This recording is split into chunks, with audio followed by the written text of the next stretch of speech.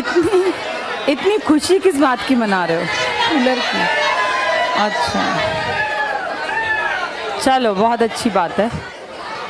कल से ह्यूमिडिटी भी बहुत ज़्यादा बढ़ गई ना। अब ये लड़की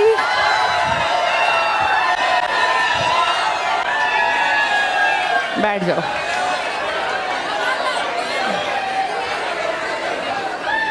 चलो चलो पढ़ना शुरू करेंगे। अब स्टार्ट होने वाला है जुलाई अगस्त सितंबर, तो मान के चलो बहुत ख़राब गर्मी, क्योंकि ह्यूमिडिटी रहेगी, इसको सहन करना पड़ेगा। पर कोई बात नहीं, ये भी लाइफ का एक पार्ट है और कोई फ़र्क नहीं पड़ता।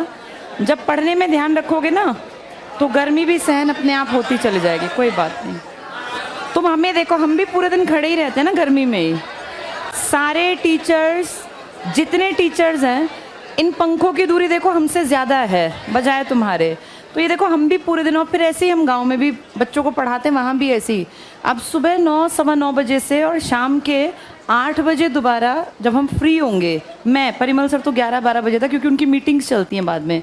तो ये मत सोचो कि जब तुम, ये एक पार्ट ऑफ लाइफ है, गर्मी सर्दी भाई बारिश का मौसम, ये सब सहन करना आना चाहिए। और हमारा अगर फोकस पढ़ने और पढ़ाने पे रहेगा तो कोई दिक्कत नहीं होगी। चलो आज पढ़ना शुरू करते हैं।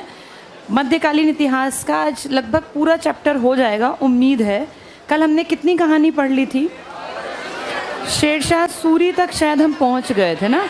इब्राहिम सूर के बारे में बातचीत कर ली थी। एक क्विक रिवीजन लेते हैं, फिर आज का टॉपिक शुरू करते हैं। हमने पढ़ना शुरू किया था मध्यकाल, और मध्यकाल माना जाता है 8वीं से 18वीं। लेकिन 8वीं में कोई बहुत ज़्यादा चेंज तो अपने यहाँ नहीं आया। हाँ, ये जो एक बहुत ताकतवर राजा थे, जिनको आप कहते हैं उत्तर भारत का अंतिम हिंदू सम्राट, किसकी बात हो रही है? हर्षवर्धन। क्योंकि प्राचीन काल में ये लास्ट हिंदू था जिसने पूरे भारत पर राज किया। इसके बाद से भारत पे, पूरा भारत मतलब मेन मध्य भारत तक का हिस्सा इसके पास था। वैसे तो ये भी हार गया था, हमने पढ़ा था नर्मदा नदी के तट पर पुलकेशियन द्वितीय से। पर फिर भी अगर देखें 606 से 647, इसके बाद आपको कोई बड़ा हिंदू कि जिसने पूरे उत्तर भारत की बेल्ट पे राज किया वो नहीं दिखाई दिया। इसलिए हम कहते हैं उत्तर भारत का अंतिम हिंदू सम्राट कौन था? हर्षवर्धन। फिर धीरे धीरे समय बदला, आपके यहाँ गुर्जर, प्रतिहार, आपके तोमर, आपके चौहान, भादानक, यही लड़ते झगड़ते रहे। और 8वीं से लेके लगभग 12वीं शताब्दी तक इनकी आपसी लड़ाइयाँ ही पूरी नहीं हुई, जिनमें आपने देखा था तोमरों में, क्या नाम था उस आदमी का? अनंगपाल तोमर। तो यानी तोमर लोगों ने कोशिश की, दूसरी तरफ आ रहे थे प्रतिहार और गुर्जर।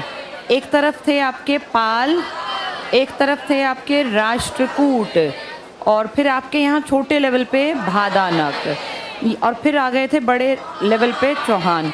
चौहानों ने भादानकों को भी ख़त्म कर दिया, तोमरों को भी, गुर्जर को भी। ये तो पहले ही हट गए थे। यानी इन सब पे भारी कौन पड़े लास्ट में? चौहान। और चौहान पे भारी पड़ा था मोहम्मद गौरी। और इस तरह से भारत में 12वीं शताब्दी का एंड आते आते 1192 तराइन के दूसरे युद्ध के बाद आपका हरियाणा, पूरी ये बेल्ट विदेशियों के हाथों में जाती नज़र आई। और इसी सीरीज़ में फिर आपने सल्तनत को पढ़ना स्टार्ट कर दिया था, जिसका नाम था दिल्ली सल्तनत, जिस पे बहुत सारे लोगों ने राज किया दिल्ली पर। और इनमें ग ख तस्लम तक हम पढ़ आए थे, यानी गुलाम वंश, तुगलक वंश, ग ख त स ल म, गुलाम आप पढ़ के आए थे। आपने गोपालगिरी का दुर्ग पढ़ा था, अपने हरियाणा में बलबन, गुड़गांव, दिल्ली की सीमा पर मेवातियों से निपटने के लिए। खिलजी में आपने देखा ज़्यादा पंगे आपने नहीं लिए, क्योंकि खिलजियों के पास एक ताकतवर शाही सेना थी। तुगलकों के टाइम की अगर बात करें तो इन लोगों ने नहर और शहर पर काम किया, और हरियाणा का काफ़ी विकास देखने में आया तुगलक काल में। सैयद में आपके ऊपर ज़्यादा कोई काम नहीं हुआ। लोदी वंश में बहलोल लोदी, सिकंदर लोदी और इब्राहिम, हमने ये भी पढ़ा था। बहलोल लोदी ने इनविटेशन दिया था, कहाँ पर? जिसको आना है आ जाओ, इंडिया बहुत रिच है, मैं सबको एडजस्ट कर दूंगा। और कहाँ कौन लोग आ रहे थे? ये पठान। इन्हीं पठानों के परिवार में एक आदमी था जिसका नाम था इब्राहिम सूर या इब्राहिम सूरी, जो अफ़गानिस्तान से चला आया और इस भरोसे की बहलोल लोदी दिल्ली में बैठा, मुझे कोई ना कोई कहीं ना कहीं एडजस्ट कर ही देगा। ये और इसका बेटा, इसने आके काम संभाल लिया हिसार में और इसका बेटा चला गया दिल्ली में बहलोल लोदी का एक बहुत ख़ास आदमी था जिसने इसको कामकाज अच्छा देख के और इसको शाहबाद की एरिया दे दिया कि तू यहाँ पे काम कर ले। हाँ, आज यमुनानगर कुरुक्षेत्र अलग अलग बन गए, तब तो शाहबाद एक जागीर हुआ करती थी। और हिसार के आदमी ने इसको दे दिया नारनौल, यानी बाप बेटे को, ये पिता ये बेटा दोनों के पास जागीर आ गई तो टैक्स आने लग गया, छुटपुट से राजा बन गए। फिर इनका बेटा हुआ जिसका नाम क्या है? शेरशाह सूरी, जिसका जन्म वैसे तो बिहार में हुआ है, पर जब हरियाणा पढ़ते हैं तो आप कहते हैं नहीं ये हमसे संबंधित है, हरियाणा के एरिया से, नारनौल से। इसने काम भी किया। इसने अपने दादा, जिनकी प्रॉपर्टी कहाँ थी? नारनौल, यहाँ पे इसने इनके लिए काम किया और इनके लिए एक टॉम्ब बनवाया। तो इब्राहिम सूर का मकबरा अगर कहें तो कहाँ मिलेगा? नारनौल। शेरशाह सूरी का मकबरा कहेंगे तो सासाराम, बिहार। पिताजी का ज़्यादा बड़ा नाम नहीं था। शेरशाह सूरी ने भारत पर राज किया 5 साल, 1540 से 45। बाद में ये कालिंजर अभियान में मारा गया और इसके वंशज अगले 10 साल, अब ध्यान से सुनो आज की कहानी जो आज हम स्टार्ट कर रहे हैं, इससे आगे का हिस्सा। इसके वंशज इतने ताकतवर नहीं थे और इसके वंशजों के टाइम पर एक इसका आदिल शाह करके कोई वंशज था, जिसके टाइम पर एक आदमी जिसके बाप दादा कभी घोड़े के व्यापारी थे या व्यापार करते थे मान लो, उसने इनका कामकाज ज्वाइन कर लिया। ये रेवाड़ी का एक परिवार था और रेवाड़ी के इस व्यापारी परिवार में एक लड़का था जिसका नाम था हेमू।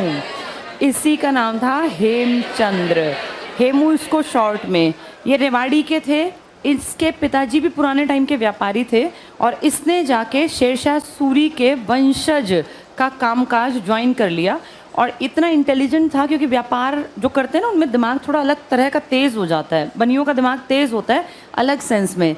तो इसके तेज़ दिमाग का फ़ायदा उठा के इस हेमू को, जो इसका वंशज था, किसके वंशज हैं ये? शेरशाह के वंशज ने कहा कि तुम भाई बहुत इंटेलिजेंट हो, शहना मंडी बन जाओ, मतलब बाज़ार का मुखिया बन जाओ। तो हमारे यहाँ के रेवाड़ी के एक परिवार का आदमी, एक लड़का इतना काबिल था कि जब वो गया तो उसको उस टाइम जो मेन लीड कर रहे थे इंडिया को, उन्होंने अपना मंडी का या मार्केट का या बाज़ार का हेड बना लिया, शहनाए मंडी। यहाँ से इसने खूब पैसा कमा के दिया क्योंकि लोग गड़बड़ करते थे वो पकड़ लेता था। शहनाए मंडी से आगे बढ़ के फिर ये इतना काबिल था कि उसने इसको क्या बना लिया? अपना सेनापति। तो रेवाड़ी का एक आदमी जिसका परिवार पहले एक छोटा सा व्यापार करता था, अब वो आपके इंडिया पे जिसका राज चल रहा है उनका सेनापति बन गया। और कहते हैं सेनापति के पद पे रहते रहते इसने 22 लड़ाइयाँ लड़ी, जो ये सारी की सारी जीत गया। ये किसकी तारीफ हो रही है? हेमचंद्र, हेमू की। बाद में 22 लड़ाइयाँ जीतने के बाद जब इसने देखा कि भैया ये लोग कमज़ोर हैं, क्योंकि शेरशाह के वंशज उतने काबिल नहीं थे, ये बात फैल गई कुछ ही दिनों में और 1555 तक ये बात बाहर चली गई ईरान तक। और ईरान के शाह ने शरण दे रखी थी हुमायूं को, जो कभी शेरशाह का दुश्मन था। तो उसने हुमायूं को कहा कि तू चला जा, तेरा एरिया खाली है, जाके राज कर, मैं तुझे मदद कर दूंगा, तो कहेगा सेना भेज दूंगा, हथियार दे दूंगा। तो वहाँ से ईरान से उठ के, सोचो ये अफ़गानिस्तान का पठान के उसमें काम कर रहे थे, अब उस टाइम पे ईरान से उठ के पुराने टाइम का एक आदमी जिसका नाम है हुमायूं, जिसने भारत पे पहले राज कर रखा है 1530 से 40। पर अब ये बीच की बेल्ट में गायब हुआ जब कौन बन गया था आपके यहाँ?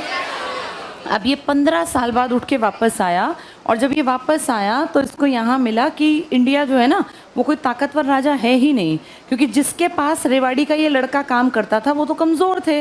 ये सारी लड़ाइयाँ यही तो जीता, उन्होंने क्या किया? तो ये बात बाहर फैल गई और वहाँ से जब ईरान से वो चला तो हेमचंद्र को मौका मिल गया खाली जगह का, क्योंकि इसके वंशज हो गए ख़त्म। इसने कहा भाई मैं ही ना दिल्ली संभाल लूँ, कोई बाहर से आके दिल्ली में कब्जा करे, मैं दिल्ली संभाल लूँ। इसीलिए हेमचंद्र ने अक्टूबर 1556 को अपने नाम के आगे उपाधि लगा ली विक्रमादित्य। हम सब जानते हैं हिंदू कल्चर में विक्रमादित्य बहुत पुराने प्रतापी राजा हुए और ढेरों लोगों ने अपने नाम के आगे विक्रमादित्य, आज तक 14 टोटल विक्रमादित्य नाम की उपाधि वाले राजा भारत में हुए। विक्रमादित्य बेताल विक्रम की कहानी नहीं सुनी? तो वो विक्रमादित्य वही तो था। पुराने बहुत सारे राजा विक्रमादित्य अपने नाम के आगे जोड़ते थे। अब हेमचंद्र ने ये दिखाने के लिए कि पुराना इतिहास दोबारा से अपने आप को रिपीट करेगा, अपने नाम के आगे क्या लगा लिया? तो ये विक्रमादित्य हेमचंद्र या हेमचंद्र विक्रमादित्य नाम से अक्टूबर 1556 में गद्दी पे बैठ गया। पर इसकी किस्मत ने साथ नहीं दिया और महज 1 महीने बाद नवंबर 1556 में इसको लड़ाई का सामना करना पड़ा, पानीपत की दूसरी लड़ाई। और ये लड़ाई, पानीपत की दूसरी लड़ाई 1556 में जब ये लड़ने आया तो ये एक बड़ी फौज के साथ आया। इसको कोई डर और ये नहीं था क्योंकि 22 लड़ाइयाँ जीतने का अनुभव इसके पास था। और इसकी टक्कर में जो लड़का था 14 साल का एक लड़का अकबर, तो इसको कंफर्म था कि मैं इनको हरा दूंगा। और 99% चांस सबको लग रहे थे कि हेमू जीतेगा क्योंकि हेमू का गढ़ है, हेमू का ही तो घर है ना, ये यहाँ का आदमी है। अकबर तो पैदा ही बाहर हुआ, अकबर को पता ही नहीं इंडिया में क्या कुछ कैसा कैसे रहना क्या खाना। अकबर तो जब पैदा हुआ इसके पिताजी विदेश बाहर भाग गए थे 1542 में। और अब साल क्या चल रहा है? 16 साल का एक लड़का एक ऐसे 14 साल का एक लड़का एक ऐसे आदमी के सामने जिसने कितनी लड़ाइयाँ लड़ रखी हैं और जो भारत पे गद्दी पे बैठ भी गया, तो सबको लग रहा था हेमू जीतेगा। पर कहते हैं कहीं कहीं किस्मत भी काम आती है। हेमू लास्ट मोमेंट पे जीतते जीतते बाय चांस एक तीर आके इसकी आंख में लग गया और ये हाथी पे से गिर गया। इसके गिरते ही इसकी सेना भाग गई पीछे, उनको लगा हमारा राजा मर गया और अब ये विरोधी राजा हमें मारेंगे। तो जैसे ही सेना भागी तो हेमू सोचो बेहोश था, अर्ध मूर्छित था, आधा बेहोश। उस टाइम पर अकबर का जो मेन संरक्षक था जिसका नाम था बैरम खान, इसने तुरंत से इसका सिर काट दिया और सेना भी भाग गई और राजा भी मर गया। यानी अब दिल्ली की गद्दी जिस पर ये अक्टूबर में बैठा था नवंबर में खाली है और यहाँ जाके फिर कौन बैठ जाएगा? अकबर। और इस तरह से हेमचंद्र की किस्मत लास्ट मौके पे आके कहते हैं यहाँ तक पहुँचाने में हरियाणा का एक आदमी बहुत काम कर रहा था जिसका नाम था शाह कुली खान। इस शाह कुली खान ने बैरम खां की मदद की थी इसको परेशान करने में, हेमचंद्र को। तो बैरम खान ने कहा भाई तेरी वजह से ये मर गया और इसलिए मैं तुझे एक गिफ्ट देता हूँ। तो इसको नारनौल की रियासत का मालिक बना दिया। अब हम देखें नारनौल पुराने टाइम में किसका था?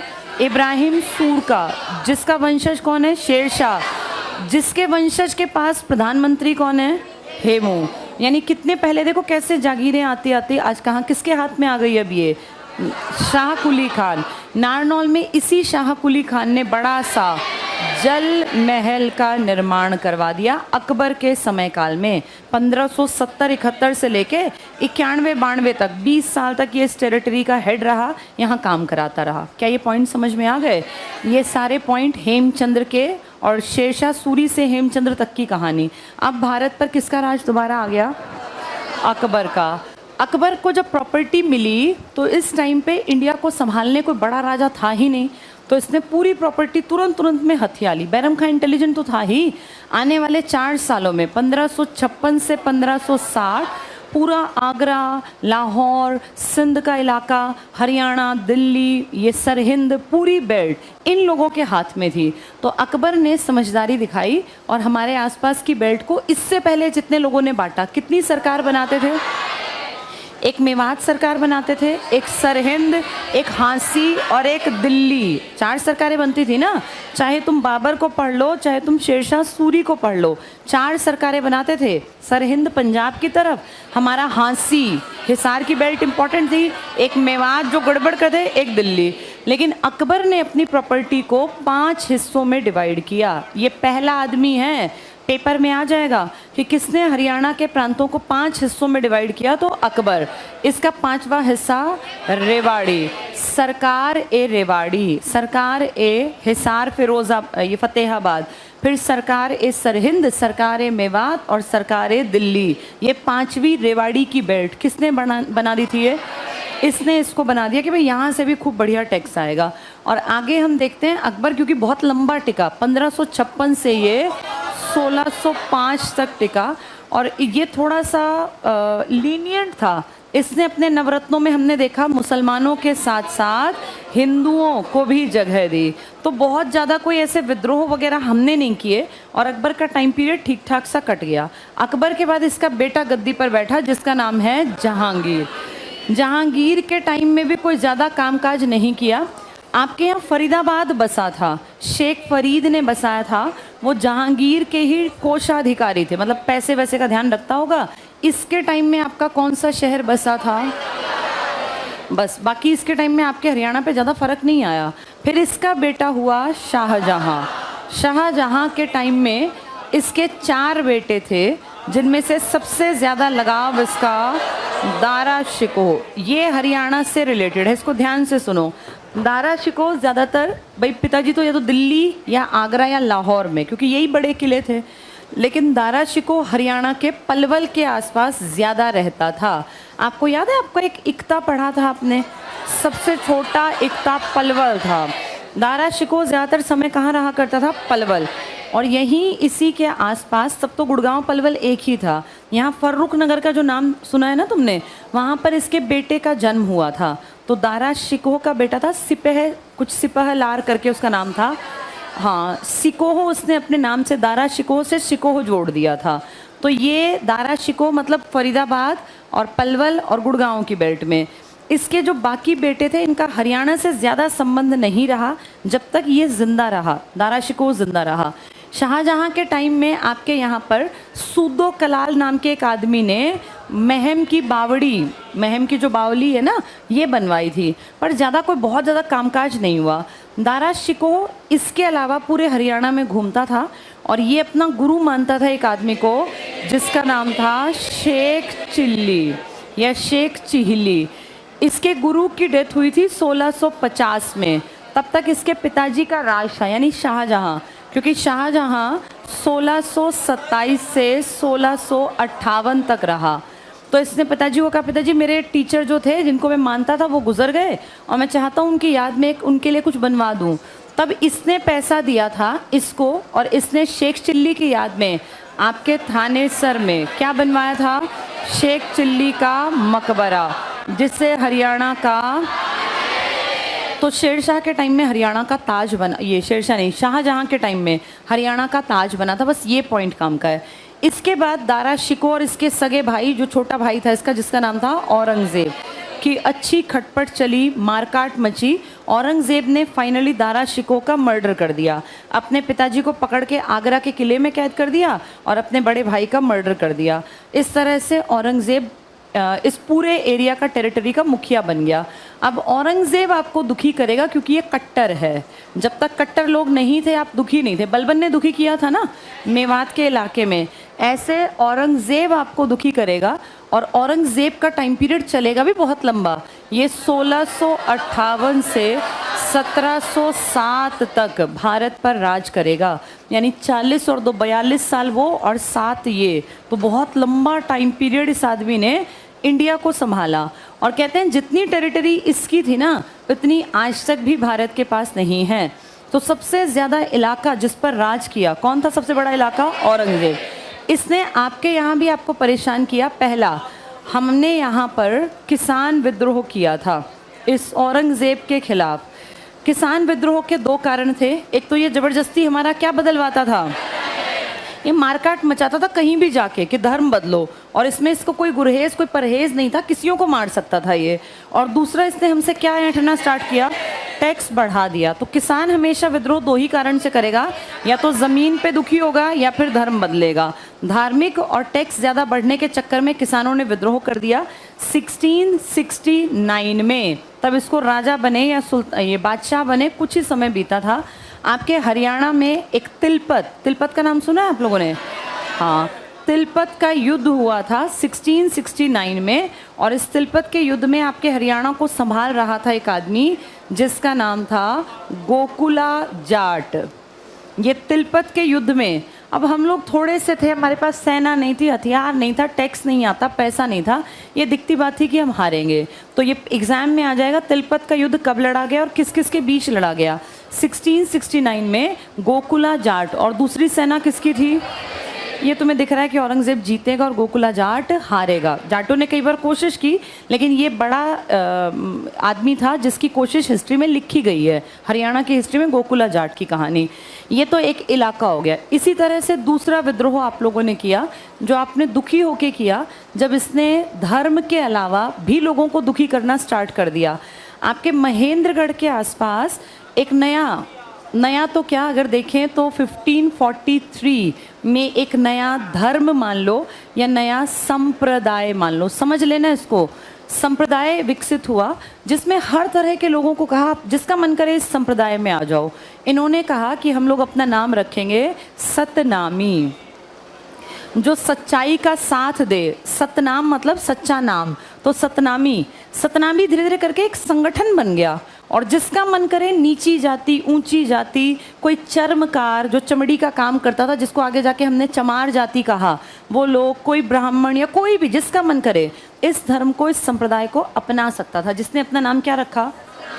सतनामी। सतनामी ज़्यादा फेमस नहीं हो पाया, 1543 में ये फेमस नहीं हुआ, लेकिन आगे जाके आप देखते हैं ये बहुत फेमस बना दिया एक आदमी ने, जिसका नाम था संत वीरभान। इसने फेमस कर दिया, इसने घर घर तक इस संप्रदाय का एक तरह से नाम पहुंचा दिया।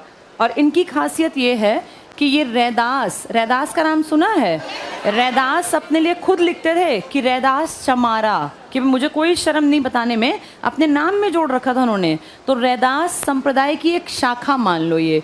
रैदास, जो रैदासी लोग थे ना, इन्हीं में से निकले हैं सतनामी। तो पेपर में आ जाए सतनामी किस संप्रदाय से संबंधित है? तो रैदास।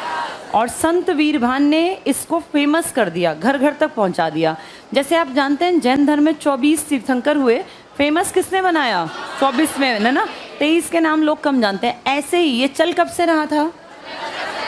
हाँ, ये देखो 3 4 5 उल्टा है, आगे एक लगा के 3 4 5 उल्टा कर, 1543। लेकिन फेमस इसको बनाया संत वीरभान ने। 1600 के बाद जाके ये ज़्यादा फेमस हुआ। अब सतनामी लोग कौन थे? इन लोगों ने अपनी कुछ चीज़ें की भाई, जैसे हम लोग हमेशा सच बोलेंगे, कभी भी झूठ नहीं बोलेंगे, कभी भी किसी की चुगली नहीं करेंगे, अपने काम के प्रति हमेशा समर्पित रहेंगे, सच्चाई के रास्ते पर रहेंगे। यानी सारे अच्छे काम, अच्छी वैल्यूज़ इन्होंने लोगों तक पहुंचाई। ये लड़ाई झगड़ा नहीं करते, हिंसा से दूर रहते थे। पर एक बार ऐसा हुआ कि औरंगज़ेब का एक थोड़ा सिर चढ़ा सा आदमी था, और वो जा रहा था घोड़े पे। वहाँ सतनामी, खेती का काम करते थे ये लोग। सतनामी सारे के सारे क्या थे? पेपर में आ जाएगा व्यवसाय क्या था, तो ये कृषि करते थे।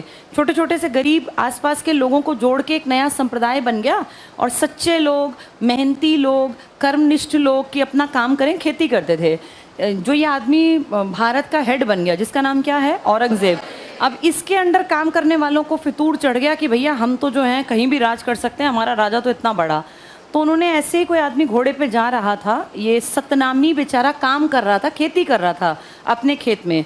तो औरंगज़ेब के उस आदमी ने इस सतनामी कृषक को बहुत ज़ोरदार डंडा मारा। जैसे एक डंडा मारा तो भाई किसी भी का भी रिएक्शन होगा, वो डंडे मारने वाले को मारेगा, बिना बात कोई मारेगा। तो इसने उसको घोड़े पे से पकड़ के नीचे गिरा दिया। अब उसको लगा कि मैं तो औरंगज़ेब का आदमी हूँ, मेरे ऊपर कैसे हाथ उठाया। उसने इसको और ज़्यादा मारा, इस कृषक को।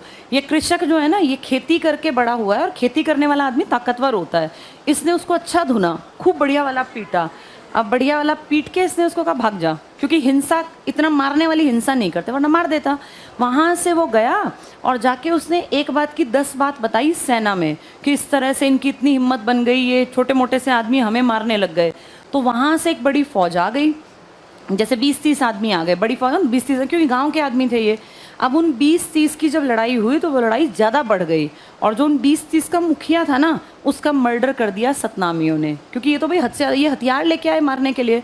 अब ये बात बहुत बढ़ गई, और औरंगज़ेब को पता चली कि दिल्ली में बैठा था औरंगज़ेब कि तुम्हारे पड़ोस में ये नारनौल के आसपास, महेंद्रगढ़ के आसपास सतनामियों ने तुम्हारे हेड को मार दिया। तो इसने कहा अगर इतनी बात हो गई ना तो फिर तो हमारी बेइज्जती हो जाएगी। इसने 10,000, जो ये अपना औरंगज़ेब है, इसने 10,000 आदमी, सोचो एक गांव के लोग थे ये छोटे मोटे से, 10,000 सैनिक और तोप और पता नहीं कितनी लैस होके पूरी सेना पहुंचा दी कि जाओ कुछ भी करना पड़े जान से मार के आना, क्योंकि ये एक सबक मिलना चाहिए। यहाँ पे जब ये पहुँचे तो ये सतनामी इतने कोई थोड़ी ना अपने घरों में हथियार और ये सब रखता है कि हम राजा से लड़ेंगे। ठीक है, खेती करते हैं, 2-4 चीज़ें इनके पास थी, लेकिन 10,000 की सेना और तोप का तो सामना करना इम्पॉसिबल था। इन्होंने अंधाधुंध इन लोगों को मारना स्टार्ट किया। कुछ लोगों ने बीच बचाव करने की कोशिश की, पर ये इनके सिर पे खून सवार था कि हमें इनको मारना है, और इसी चक्कर में सतनामी बेचारे 5,000 मारे गए। सतनामी लोग जो है ना, ये हमेशा अपने बाल दाढ़ी मूछ मूंड के रखते थे, इसीलिए इनको मूंडिया भी कहते हैं। जैसे पेपर में आ जाएगा मूंडिया विद्रोह, तो तुम पहचान ना पाओ कहीं सिर पे दाढ़ी पे कोई बाल नहीं होगा, इसलिए मूंडिया जाती है। तो यहाँ 5,000 शव ऐसे लाइन में लगा दिए। ये सब एक तरह से गुस्से में आके, किसने ऑर्डर दिया था? तो ये विद्रोह बड़ा विद्रोह बना और इसका चर्चा इंडियन हिस्ट्री में है। देखो, गोकुला जाट का नाम नहीं आता इंडियन हिस्ट्री में, लेकिन सतनामी विद्रोह जहाँ औरंगजेब पढ़ाया जाएगा भारत के इतिहास में, वहाँ इसका जिक्र किया जाएगा। 5,000 आदमी बहुत बड़ी बात होती है, इसने मरवा दिए औरंगजेब ने। तो 2 इम्पॉर्टेंट विद्रोह हैं। औरंगजेब के मरने के बाद 1707 के बाद आपका हरियाणा थोड़ा फ्री हुआ और यहाँ पे एक नया आदमी उभर गया जिसका नाम था बंदा बैरागी। बंदा बैरागी। अब ये बंदा बैरागी कौन है? ये नाम असली नाम नहीं है, ये एक हिंदू है, लेकिन ये सिख धर्म में विश्वास करने लगा और सिख धर्म को ही आगे बढ़ाने लग गया। इनका असली नाम था लक्ष्मण देव। लक्ष्मण देव। और ये ब्राह्मण थे जब जन्म हुआ था, भारद्वाज कुल था इनका, लेकिन बाद में ये 15 साल में अपना घर छोड़ गए और ऐसे यात्राएं करने लग गए कहीं कहीं। तो एक यात्रा के दौरान महाराष्ट्र में नांदेड़ नाम की, आज भी ये जगह है, स्टेशन है, नांदेड़ नाम की जगह पे इन्होंने अपना आश्रम बना लिया। तो कभी सिखों के 10वें गुरु गुरु गोविंद सिंह जी घूमते फिरते इनके आश्रम में गए नांदेड़ में। वहाँ इन्होंने देखा लड़का काबिल है, अच्छा है, तो उन्होंने कहा तू जहाँ बैठा है ना इस आश्रम में, इसमें तू जो कर सकता है वो कर नहीं पाएगा, और अगर मेरी माने तो उत्तर भारत में चला जा, वहाँ लोगों को सच में जगाने की ज़रूरत है। ये गोविंद देव जी जो सरदार अपने सिखों के 10वें गुरु हैं, इनके 2 बेटे, पता होगा ना आप लोगों को, दीवारों में चुनवा दिए थे, साहबजादे जिनको बोलते हैं। एक 7 साल का था, एक 9 साल का, और जिसने वो चुनवाए थे वो सरहिंद का सूबेदार था। तो वहाँ से उत्तर भारत एक तरह से इसको भेज दिया, या कह लो इसको एक रास्ता दिखा दिया सिखों के 10वें गुरु ने। कहाँ पर रास्ता दिखाया? नांदेड़। नांदेड़ कहाँ है? महाराष्ट्र। लक्ष्मण देव का नाम यहाँ आके जो पहले से ही नाम कर लिया था बंदा बैरागी, और वहाँ से इन्होंने एक बना लिया कि भैया मैं इस इलाके को इन लोगों से अलग करवा दूंगा जिन लोगों ने गलत तरीके से इसको ऐंठ रखा है। इन्होंने काम किसकी मौत के बाद शुरू किया? क्योंकि औरंगजेब के पास सेना बहुत बड़ी थी तो कोई काम कर ही नहीं पाता था इसकी टक्कर में। लेकिन अब औरंगजेब मर गया और 1707 से 1712 तक जो भारत पे राज करेगा वो तो शाह ए बेखबर है, जिसे कोई खोज खबर नहीं, अपनी टोटल प्रॉपर्टी की भी अक्ल नहीं। उस टाइम पे लक्ष्मण देव जो अब क्या बन गए हैं? बंदा बैरागी। अच्छा, इनका जन्म स्थल पूछ लेंगे तो कोई समझ भी नहीं पाता, ये कश्मीर में जन्मे थे, ये तुम टिक नहीं कर पाओगे। बहुत ज़्यादा अच्छा इतिहास सिखों के ऊपर लिखा एक आदमी ने, उन अकेले का कहना है कि ये हिमाचल प्रदेश में जन्मे थे। लेकिन अगर इनकी डिटेल को तुम सर्च करो तो दिखाते हैं कि इनका जन्म राजौरी ज़िले में हुआ था, जो किसका हिस्सा है? जम्मू कश्मीर का। जम्मू कश्मीर का।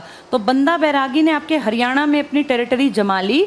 और सिहरी खांडा आप सबको पता होगा, एक गाँव है जिसको शेरी खांडा भी लिख देते हैं, सिहरी खांडा। यहाँ इन्होंने अपना हेडक्वार्टर बना लिया। ये सोनीपत में पड़ता है।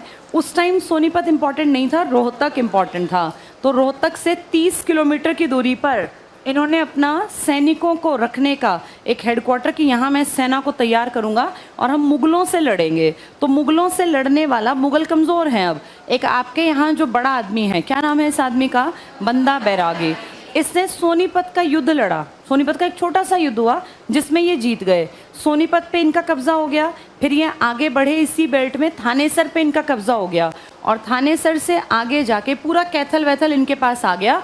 यहाँ से आगे ये गए जहाँ वो आदमी है जिसने 10वें गुरु के दोनों बेटों को मरवाया था, जो शहीद हो गए थे। कहाँ पर था वो आदमी? तो इनका टारगेट था सरहिंद पर अगर मेरा कब्जा हो जाए तो हमारा ये धर्म आगे बढ़ जाएगा, और इन्होंने सरहिंद पर चढ़ाई कर दी। जिसके बाद फिर इनका नाम, जब ये सरहिंद में उस फौजदार को मार डालते हैं तो चारों तरफ इनका डंका बजता है कि बहुत बढ़िया आदमी है बंदा बैरागी। वहाँ से फिर धीरे धीरे इनका नाम बढ़ते बढ़ते ये यमुना नगर के एक इलाके में अपनी राजधानी बना लेते हैं, उसे लोहगढ़ भी कहते हैं, और उसी का नाम है लोहागढ़। कहाँ पड़ेगा आज ये? यमुना नगर। तो अब इनकी टेरिटरी मान लो पूरा हरियाणा, पंजाब के सरहिंद से लेके सोनीपत तक की पूरी बेल्ट पर ये बैठे हैं। लेकिन ये बात दिल्ली में बैठे हुए किसे अच्छी नहीं लगेगी? क्या नाम था उस आदमी का? हाँ नहीं, जब जो पहले था, जब ये सब चल रहा था, 1709 की घटना है ये। 1710 में एक आदमी बैठा है जिसका नाम है बहादुर शाह। ये जफ़र नहीं है, इसी को आप कहते हैं शाह ए बेखबर। इसी का नाम है मुअज्जम। 2-3 नाम थे इनके। अब इसने अपनी एक शाही सेना दिल्ली से भेजी कि ये कौन है जो हरियाणा के दिल्ली से लगते सोनीपत पर, फिर सिहरी, खांडा, रोहतक, थानेसर और सरहिंद तक पहुंच गया। और शाह ए बेखबर की क्योंकि शाही सेना थी, उस सेना का, और आपके इनका नाम क्या था? बंदा बहादुर। इनकी लड़ाई होती है करनाल में तरावड़ी के आसपास। और यहाँ पर लड़ाई में 3 लड़ाइयाँ होती हैं, तीनों में आपके यहाँ का आदमी हार जाता है। और कौन जीत जाता है? शाही सेना। फिर वहाँ से धीरे धीरे लगता है कि भाई अभी और काम करने की ज़रूरत है, अभी सेना कमज़ोर है, हथियार नहीं है, उतनी बड़ी सेना नहीं है, पैसा नहीं है। वहाँ से फिर ये धीरे धीरे काम करते हैं। हारने के बाद 1710 में ये बुरी तरह हारे 3 लड़ाइयाँ शाही सेना से। फिर 10 से 15-16 तक इन्होंने खूब कोशिशें की, पर वो कोशिशें कामयाब नहीं हो पाई। और फाइनली एक लड़ाई में 700 सिख पकड़े गए, 700-800। इन सबको पकड़ के दिल्ली ले जाया गया, जिनमें से एक आदमी बंदा बहादुर भी थे। और कहते हैं 7 दिन तक 100 की बलि दी गई दिल्ली में। इसी तरह फिर इनको मार दिया, क्योंकि ये मुखिया थे, और इनकी डेड बॉडी को काट के टुकड़ों में और फेंक दिया गया था। और इस तरह दिल्ली पर अब इनका कब्जा जो हरियाणा पर था, ये पूरी बेल्ट से ख़त्म हो गया। अब ये सब किसके हाथ में आ गई? मुग़लों के। मुग़ल जो कमज़ोर थे, मुग़लों के हाथ में आ गई। फिर मुग़ल आगे जाके इतने कमज़ोर हुए, एक मुग़ल होगा आलमगीर।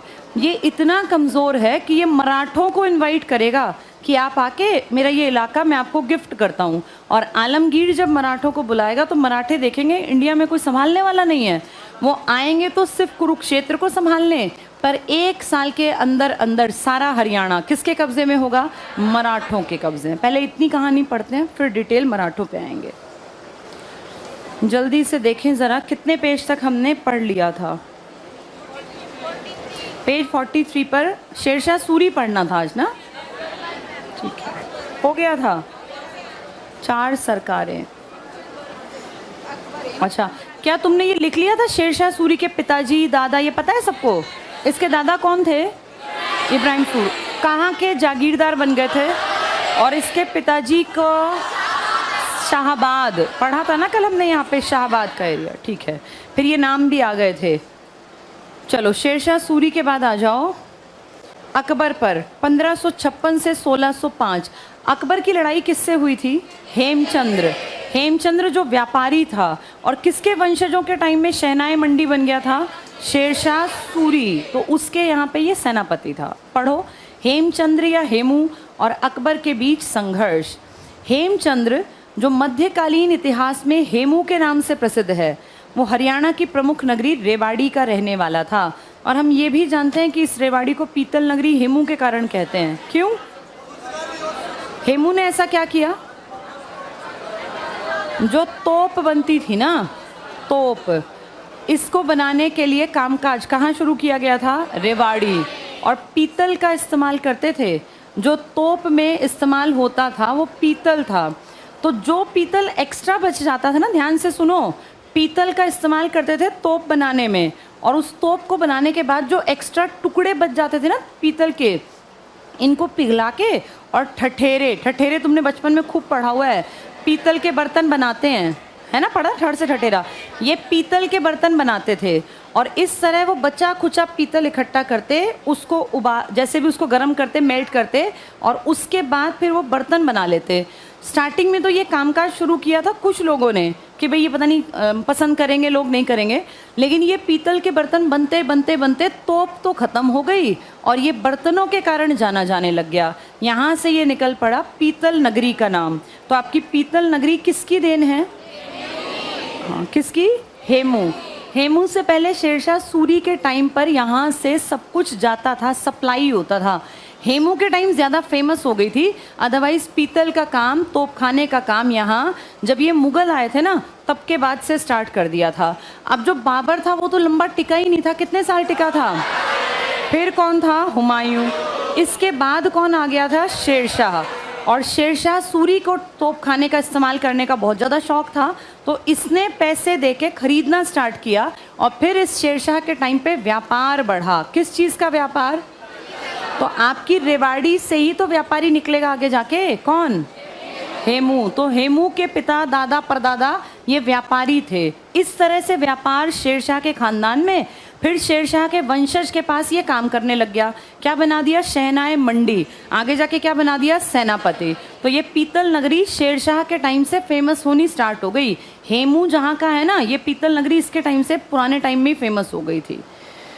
चलो ये पढ़ के देखो अब। हेमचंद्र हेमू के नाम से प्रसिद्ध है। हरियाणा की प्रमुख नगरी रेवाड़ी। तो रेवाड़ी पीतल नगरी इस तरह बनी है।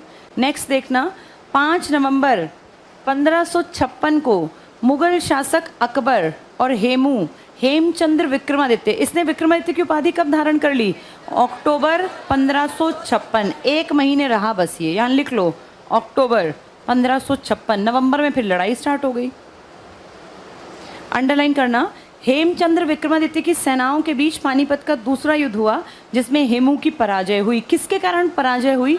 शाह कुली खान, जिसने इसको पकड़वा दिया। लिख लो यहाँ, शाह कुली खान। बाद में इस कुली खान को ही क्या मिल गया? नारनौल। नारनौल, जहाँ इसने क्या बनवाया? जल महल। ये वही नारनौल है जो पहले किसकी रियासत थी?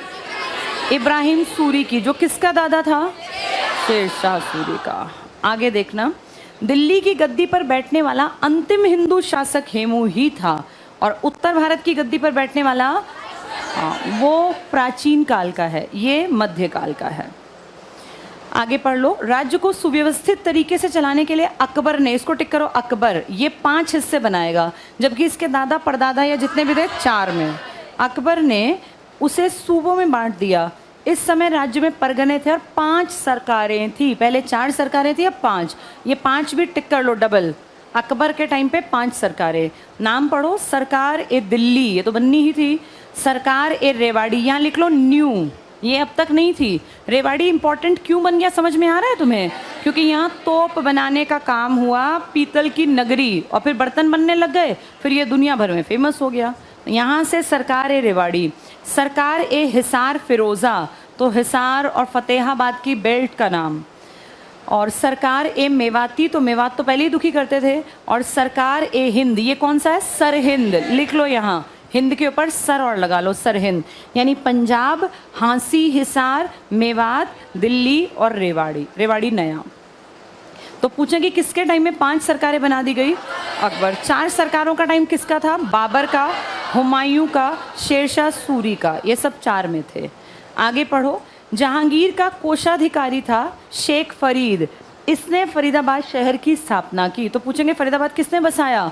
शेख फरीद। किसका कोषाधिकारी था? जहांगीर। जहांगीर का बाकी आपसे कोई मतलब नहीं था। शाहजहां पे आ जाओ, 1627 से 1657। शाहजहां का ज्येष्ठ पुत्र, बड़ा बेटा दारा शिकोह हरियाणा को अधिक पसंद करता था। प्रायः यहाँ के छोटे से नगर पलवल में, पलवल वैसे भी क्या था? सबसे छोटा एक था सल्तनत काल का। आगे पढ़ लो, पलवल के पास सुल्तानपुर, सुल्तान लिखा है इसको सुल्तानपुर, ये आज जो किसका पार्ट है? गुड़गांव का। उस टाइम ये इसके पास था। गांव में दारा शिकोह को पुत्र रत्न की प्राप्ति हुई जिसका नाम सिपहर शिकोह। तो दारा शिकोह का बेटा सिपहर शिकोह। मुगल शासक शाहजहां का पुत्र दारा शिकोह थानेसर में अपने गुरु शेख चेहली के संपर्क में था। यहाँ इंपॉर्टेंट लिख लो, इसलिए क्या बनेगा? यहाँ शेख चिल्ली का मकबरा, हरियाणा का ताज बनेगा। अगला टिक करना, शेख चेहली की मृत्यु के बाद दारा शिकोह ने शेख की स्मृति में मकबरा बनवाया। स्थापत्य की दृष्टि से हरियाणा का ताजमहल भी कहा जाता है। आगे पढ़ लो, अन्य मुगल शासकों के समय हरियाणा शाहजहां ने हिसार को, हिसार का चकला कर लो, को नहीं, हिसार के चकला, चकला एक इकाई थी, का हाकिम बनाया कृपाराम गौड़ को। तो हरियाणा का एक आदमी है कृपाराम गौड़, ये किसका मुखिया बना दिया? हिसार के चकले का हेड बना दिया। किसने? शाहजहां ने। इसका मतलब शाहजहां का इंटरेस्ट था यहाँ। अगला पढ़ो, सिर्फ रीडिंग कर लो। 1632 के आसपास शाहजहां के शासनकाल में फिरोज खान द्वारा निर्मित मामा भांजा मुगल सराय घरौंडा में है। अब इतनी मामा भांजा बहुत सारे हैं तो सारे याद नहीं कर सकते। पिंजौर में मुगल गार्डन, कभी कभी मैंने इसका जिक्र ज़रूर किया होगा। फिदाई खां कोका अपने भाई के लिए कितने तलों में विभाजित है? 7 तलों में। बताया था ना ये पहाड़ियों पर, क्योंकि लाहौर जाते टाइम दिल्ली से चल के थकता होगा तो यहाँ रुक जाए इसके लिए। यहाँ कई मेले लगते हैं, आम मेला, मैंगो मेला जिसे कहते हैं, हेरिटेज मेला और बैसाखी मेला। ये टिक कर लो। पिंजौर में मुगल गार्डन का निर्माण फिदाई खान, यही फिदाई खान है, ने करवाया। इसे वर्तमान में कहते हैं यादवेंद्र गार्डन। उत्तर भारत का नंदन वन, वेरी इंपॉर्टेंट। प्रतिवर्ष आमों का मेला, अब जुलाई में लगेगा यहाँ मैंगो फेस्टिवल, जिसमें दुनिया भर के आम, कॉम्पिटिशन्स भी रखे जाते हैं, प्रदर्शनी होती है यहाँ। तो हेरिटेज मेला लिख लो यहाँ, हेरिटेज मेला, ये दिसंबर में लगता है यहाँ। जल्दी से औरंगज़ेब में पढ़ लेते हैं, पर औरंगज़ेब के ऊपर के 3 पॉइंट अभी समझ नहीं आएंगे, पहले चौथा 5वां पढ़ लो। औरंगज़ेब के काल में नारनौल में सतनामी विद्रोह हुआ। सतनामी विद्रोह को तुम्हें खुद लिखना पड़ेगा, मैप पे आ जाओ, मैप वाले पेज पे जल्दी से हेडिंग डाल दो, सतनामी विद्रोह 1672, फटाफट से लिखना, सतनामी विद्रोह 1672। इसके पास लिखो, सतनामी विद्रोह के पास संप्रदाय, सबसे पहली बात तो सतनामी है क्या? संप्रदाय। और किससे संबंधित है ये? रैदास, लिख लो, रैदास संप्रदाय का एक भाग है। सतनामी खुद संप्रदाय है, रैदास संप्रदाय का एक भाग है। इसी में लिख लो मुंडिया, बाल को मूंडते हैं, गंजे रहते थे इसलिए मुंडिया, इन्हीं का उपनाम था। इसी में लिखो कौन कौन लोग थे? किसान थे, ये ज़्यादातर किसान थे, कृषि कार्य करते थे। दस्तकार थे, हाँ नीची जाति के लोग भी थे, इसमें लिख लो दस्तकार, जो हाथ का काम, जैसे कुम्हार हो गया या कोई जूते बनाने वाला हो गया। किसान, दस्तकार, नीची जाति के लोग सब थे इसमें। हाँ ये सैनिक भी थे। इसी में लिखो जल्दी से, स्थापना 1543 में, स्थापना 1543 में लिखो। परंतु प्रसिद्ध हुआ संत वीरभान के समय 1657 में, परंतु प्रसिद्ध हुआ संत वीरभान के समय 1657। बन कब गया था संप्रदाय? 1543। फिर सोचो 100-125 साल बाद जाके फेमस कब हुआ? 1657 में। किसके कारण फेमस हुआ? वीरभान के काम। ठीक है, यहीं पे लिख लो जल्दी से। इनकी खासियत क्या है लिखना? कृषि कार्य, इनकी विशेषताएं, कृषि कार्य, शांति प्रिय थे, चोरी नहीं करते थे, मतलब अच्छे लोग थे ये मान के चलो, चोरी ना करना, झूठ ना बोलना। अब ऐसे लोगों को कोई डंडा मार रहा है बिना बात तो इसका मतलब उस आदमी की गलती है ये। ठीक है, यहीं पे लिख लो, लिखो कृषक और औरंगजेब के सैनिक की झड़प, बस यहाँ से स्टार्ट हुआ था ये। कृषक और या किसान और सतनामी किसान और औरंगजेब के सैनिक की झड़प तू मैं हुई थी शुरू में और कुछ नहीं था, वहाँ से फिर ये भयानक बना। ठीक है, इसी में लिखो औरंगजेब के प्रमुख फौजदार खान की हत्या, वो कर दी इन्होंने। औरंगजेब के प्रमुख फौजदार खान की हत्या, यहाँ से बात बिगड़ गई थी फिर। फौजदार खान, इसकी हत्या कर दी सतनामियों ने। जैसे कोई कितना चुप रहेगा, शांति प्रिय थे पर ये थोड़ी ना कि पिटेंगे उससे, भाई उसकी बराबर में ये भी अपने इलाके के शांत अच्छे आदमी थे, खेती करते थे, वो राजा था और राजा कभी गलत नहीं था। औरंगजेब को ये थोड़ी पता चला कि गलती मेरे की है, औरंगजेब को तो ये बताया कि जी ये ना टैक्स वैक्स देने से मना कर रहे हैं, गलत चीज़ उसके कान में डाली जिस कारण उसको लगा कि हमारी गलती नहीं है। चलो लिख लो इसमें 10,000 सैनिक प्लस तोप ये भेजे औरंगजेब ने, 10,000 सैनिक प्लस तोप, और इसमें लिखो 5,000 सतनामी मारे गए। 5,000 सतनामी मारे गए। यहीं पे दूसरी हेडिंग डाल दो, जाट विद्रोह। सेकंड हेडिंग, जाट विद्रोह। जाटों ने कई बार लड़ाइयाँ की हैं, पर ये जो है ये औरंगजेब वाला बता रही हूँ। जाट विद्रोह लिखो, इसमें नेता गोकुला जाट। जाट विद्रोह का नेता गोकुला जाट। और ये हुआ था, इसका सन भी लिख लेना, 1672 में। पहले सतनामी मारे गए, फिर जाट वाला विद्रोह 1672। वो कब हुआ था? 1669 में। सतनामी वाला कब हुआ था? 1669 में। क्या लिखवाया मैंने? एक बोलो, कोई एक। 1672 में लिखवाया। फिर मैंने इसमें 1672, तो मैंने अब क्या बोल दिया? दिखा। अच्छा, मैंने 1600, ठीक है ये उल्टा बोल दिया। 1669 है जाट विद्रोह। जाट 1669।